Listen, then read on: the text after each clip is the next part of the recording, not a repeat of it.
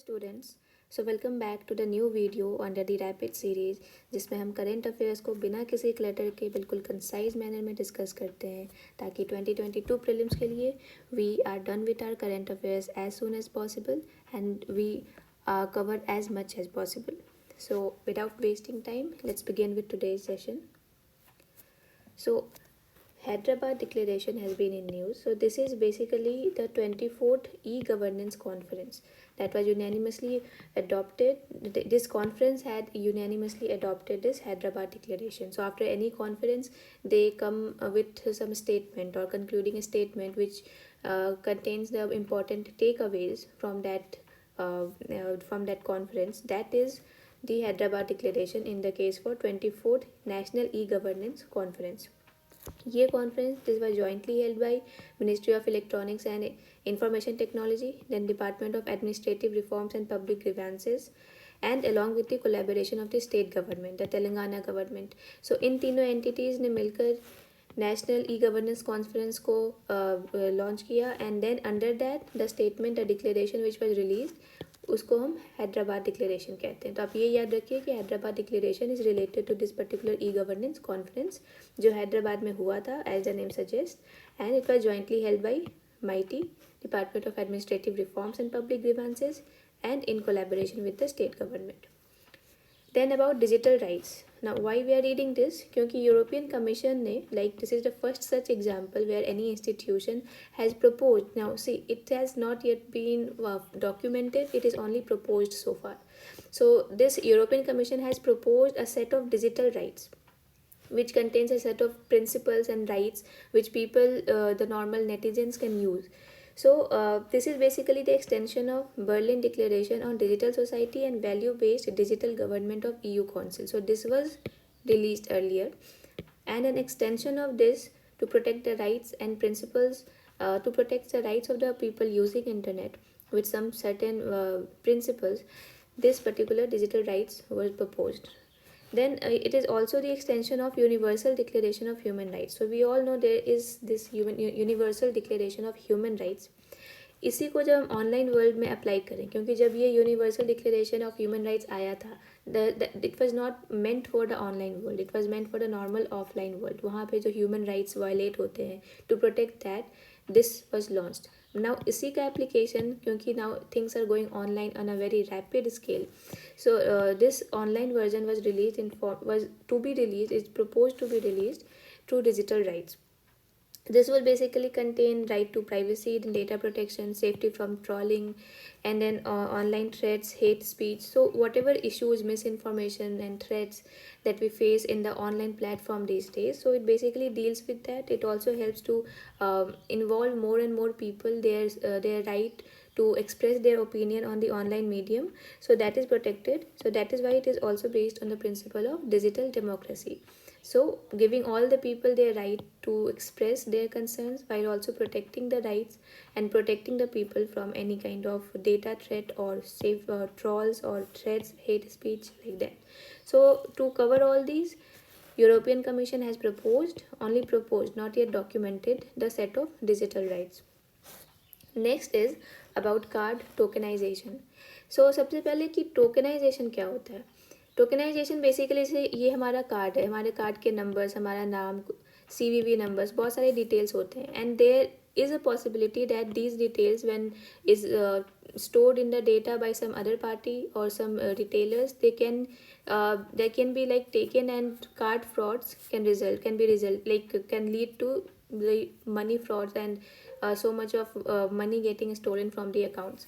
तो इन सब चीज़ों से बचने के लिए कि एक्चुअल कार्ड डिटेल्स देने की जगह एक वर्चुअल कोड जनरेट होकर दे दिया जाता है, तो उसको हम टोकनाइजेशन कहते हैं कि just as a token of this particular card without revealing the exact numbers और exact details which are mentioned in the card. So आप इसको एज एन एनालॉजी, आप आधार का जो वर्चुअल ID जनरेट होता है, आप उससे इसको इक्वेट कर सकते हैं. बट उसमें क्या है कि हर बार आप नया वर्चुअल ID जनरेट कर सकते हो, लेकिन in this case this is tokenization generated for this particular card, and this tokenization refers to as a replacement of the card details with alternative code taken as token. So this is about कि tokenization होता क्या है. अब क्या हुआ है कि tokenization का जो गाइडलाइंस है that has been like slightly modified by the Reserve Bank of India. So now the tokenization guidelines has been extended to every device that is connected with internet. So earlier it was limited to certain number of devices, but now as per the new guidelines released by the RBI, it has been extended to every device that connects with the internet. Then card issuers are permitted to offer the card tokenization services as token service providers. So जो entities card issue करते हैं उन्हीं को token service providers कहा गया है. वही ये जो है कार्ड टोकनाइजेशन सर्विसेज प्रोवाइड करेगा. मतलब ये टोकन जो कोड है वो जो प्रोवाइड करने की एंटिटीज़ है वो वही हैं जो कार्ड इशू करते हैं.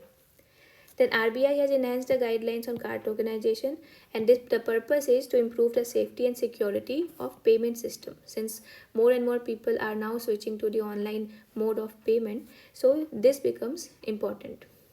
Token is used to perform the contactless card transaction at point of sale या QR कोड का पेमेंट जब हम करते हैं तो यहाँ पर हम बिना किसी कॉन्टैक्ट के कार्ड टोकनाइजेशन के through we can perform the transaction. So hence it enhances security of the payment system. जनवरी 2022 से क्या था कि no entity in the card payment chain other than the card issuers and card networks shall store the actual card data. So this was one more thing कि from this year's first day of this year onwards कि कोई भी entities for example retailers हो गए, shop owners हो गए, वो अपने डेटाबेस में लाइक कोई कस्टमर पेमेंट करते हैं तो वो पेमेंट के डिटेल्स जो रिलेटेड कार्ड के होते हैं they should not store those details.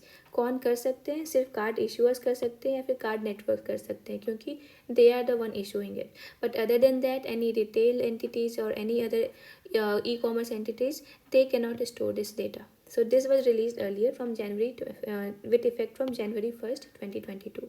And now what has been done is these tokenization guidelines has been modified to make it more secure, to make the transactions more secure.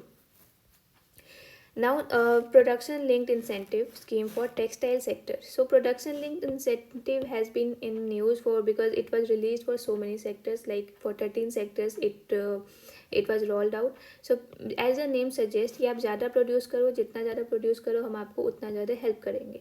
तो production linked incentive. Okay, so incentive depends upon how productive you are. अगर ऐसा layman term में समझें कि इस policy का, इस scheme का क्या मोटिव है. So PLI scheme for textiles is now launched for man-made fiber for apparel and man-made fiber fabrics and 10 segments products of technical textile. So overall textile sector में भी इन particular sectors को include किया गया है to take the benefits of this PLI scheme. Technical textiles होते हैं जैसे which are not use for clothing but like car का कवर हो गया एंड फिशिंग नेट हो गए. सो इन सब चीज़ों में जो टेक्सटाइल्स यूज़ होते हैं so these are called technical textiles. So this for particularly textile sector the PLI scheme which was launched was for a duration of 5 years. It was launched in 2021 September. Then the duration is 5 years. The budgetary outlay, sometimes UPSC asks budget allocations also. So the budgetary outlay is 10,683 crores. Any person and firm or company who is willing to invest a minimum of 300 crores can get 15% incentive on achieving 600 crore turnover.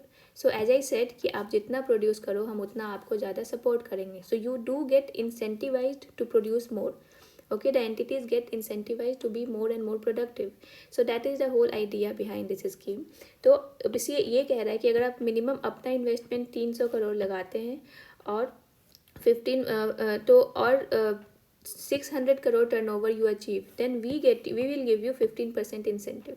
Similarly, if you invest a minimum of 100 crores and you are able to achieve a minimum of 200 crore turnover, then we will give you an incentive of 11%. So this is basically showing the whole idea behind this scheme. So now this was about the scheme. कुछ information about the textile sectors also. Textile sector जो है हमारी GDP में 2.3% इसका contribution है. हमारा जो industrial output है इसमें इसका कंट्रीब्यूशन 7% है. एंड जो एक्सपोर्ट से हमें अर्निंग्स होती हैं in that it is contributing 12%. So that is about the textile sector and it's contribution. Now some specific subsectors in that. Cotton and jute में, so India is the largest producer. ठीक है. When it comes to silk, India is the second largest producer, and when it comes to technical textiles, India is the sixth largest producer. Okay, so cotton and jute में we are largest producer, silk में we are second largest, and technical textiles में we are sixth largest. Okay, so next is so it occupies 5% of the global trade in textiles and apparel. So globally जो trade होता है in this apparel and textile sector, उसमें India का क्या share है? 5%. And it is second largest producer of man-made fiber after China. So China is the largest producer of man-made fibers. After that, it is India, and it is also the demand that India should increase this production, because more and more demand these days by the customers is for MMF. Okay, so these are some basic statistics and about a scheme that you need to know. India's first dugong conservation reserve in Tamil Nadu. Okay, so in Tamil Nadu dugong conservation, पहला dugong conservation India का establish हुआ है. So basic and precisely in Park Bay. अब इनके बारे में what are dugong? So they are also known as sea cows, and they are the only herbivorous marine mammal, and they are the only member of the family of Dugongidae. Okay, so these terms, these facts you need to remember for important species, for important life forms which were in news, because as you remember, like in 2020 they asked about elephant, because there was some news regarding elephant in Africa. So now since this was in news, so this animal, this species particularly becomes important. So you need to know some important details, not too much into detail, but yeah, some important details. So ये marine mammal में the only herbivorous marine mammal है, and it is the only member of the family ड्यूगोंगिडाई.